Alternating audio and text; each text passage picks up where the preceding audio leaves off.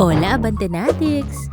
Sian Gaza nagpropose sa kanyang Thai girlfriend. Nagpropose na ang social media influencer na si Sian Gaza sa kanyang Thai girlfriend sa Merlion Park, Singapore matapos ang kanilang second monthsary. Ayon sa mga report, kinumpleto ni Gaza ang proposal mula sa pagluhod, pagsuot ng singsing at ang pagsambit sa mga katagang "Will you marry me?" na may kasunod pa na "Cause I wanna grow old with you." Maluha-luha naman na tumango sa pagsang-ayon ng girlfriend turned fiancé na ni Sian. Ang proposal video na may caption na "I thought marriage is just a paper till I met you" ay umani na ng napakaraming likes at comments at meron na ring 2.3 million views. Nagkakahalaga raw ng 100,000 pesos ng engagement ring.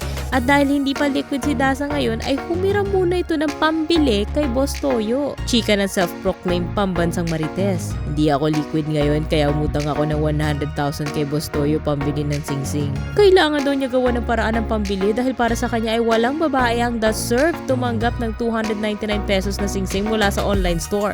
Kahit naghihirap na ako at walang pera ay gagawa ko ng paraan kasi naniniwala ko na walang babae may deserve ng 299 ring mula sa Shopee. Idinagdag pa niya na kung hindi ko kayang diskartehan na isang decent engagement ring, paano pa kaya yung kinabukasan naming dalawa at ng magiging anak namin? Sa loob daw ng kanilang 2 buwan na relasyon ay nakapamasyal na silang dalawa sa 7 bansa. At malaki na rin daw ang gastos ni Sian. Pero sulit naman daw dahil first time pala makalabas ng Thailand na fiancé niya at walang katumbas na halaga ang happy memories para sa kanya.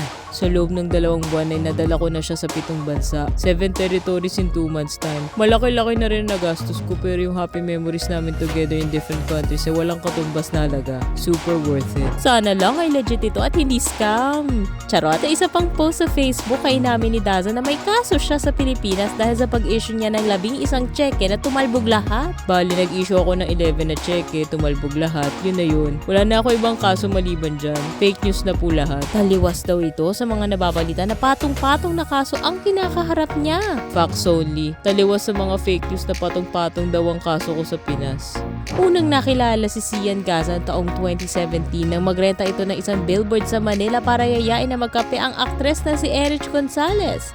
Nakasulat sa billboard ang pick-up lines na "I can't even express how much I like you a latte. Will you drink coffee with me?" At nakadress ito sa buong pangalan na Erica Crisel o Erich Gonzalez Gancayco. Nagpakilala siya bilang President and CEO ng isang Hong Kong-based company. Tapos, sumunod ding nadawit kay Sian ang pangalan ng dancer at aktres na si Ella Cruz. Ito ngayon, ano sa palagay nyo?